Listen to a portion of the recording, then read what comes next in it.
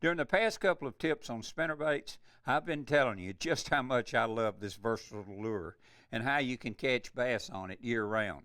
I've also mentioned that many times a simple lift and drop method of working this bait can and will produce fish for you when all other lures fail. But do you know why? It's sound. Woo.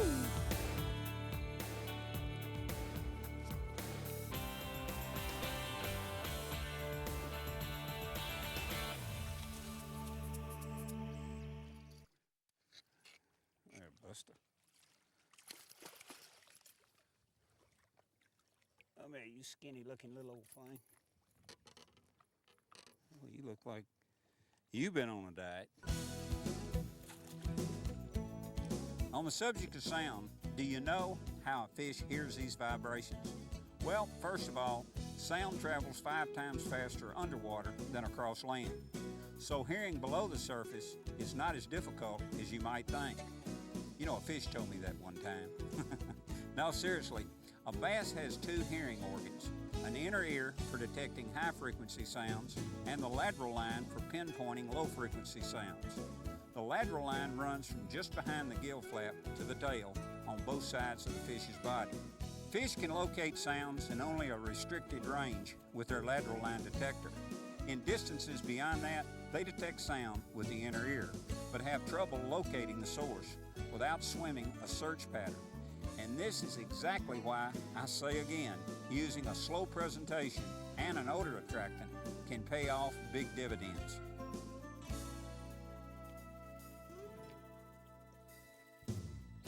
Right there. Here we go. Okay, get around that trolling motor. Whoa. Well, you talking about strong. All strong. Yes, they are. You through? Oh no, here you go again.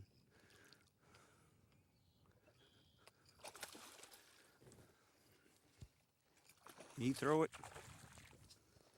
Nope, here he goes again. Now you through. Come here. Slide up here on my hand. Slide up here. There it goes again. I'm gonna get you this time. That long pole, I can't reach out there and get you.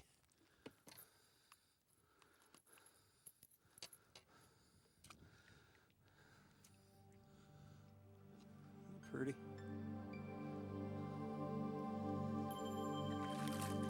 Take off. You know, I talk a lot about sound, but the reason I do is because I know it's so doggone important. Now, I surely don't want to imply that sound is not important in Clearwater, because it is. Not as important as sight, but important. Not only is vibration crucial for a fish to locate the source of the sound, it plays another major role. Nothing can trigger a response in a fish faster than the vibration set up by an injured fish. The sound produced by wounded forage like a minnow or shad are totally different from those created when they're swimming normally. Now, this may also be another key reason why the vibration from this Colorado blade is so attractive. It not only produces excellent vibration for the angler to feel, but it produces an even stronger sound for the fish, a distress vibration.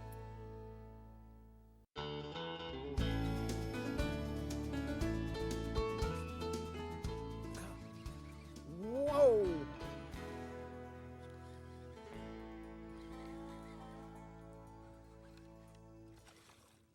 Oh.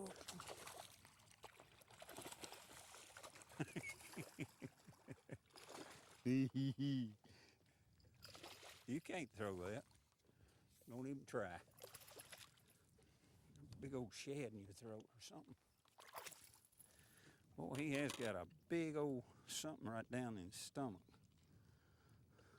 Look at that tail. It's alive. No, it's not. You see that big old tail back in there? That's the wind blowing it through your gills.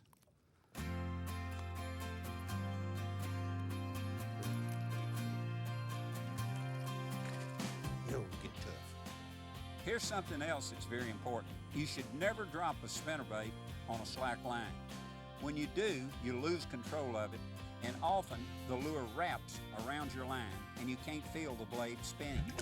When you fish a spinnerbait like we are today, you have to be ready to set the hook anytime the blade stops rotating. So when you let the lure fall back to the bottom, it's always smart to lower the rod tip slowly to keep a tight line. That way you can control the speed of the fall, guide the lure back to the bottom, and still be able to set the hook. Oh yeah, look at here. It goes out that way. Woo! Sister.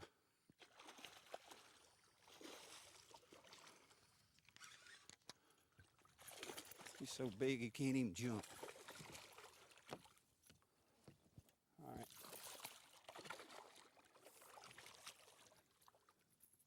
Goodness. Oh, that big fat baby. Ooh, ate it up. What a big old fat fish. Oh. Take off fair. Boy, I can't tell you how much fun that is and how much I enjoy doing it. In closing, let me leave you with this. Fishing is a sport with so many unpredictable situations. And I guess when you really think about it, it's supposed to be that way, especially when you're competing against another living creature. One that's so finicky that lives in a completely different environment. But if you're willing to experiment and learn all you can about fishing these all-purpose lures, and you have the desire and determination to pursue these unpredictable creatures that live below, you'll be the one to quickly say, spinners or winners.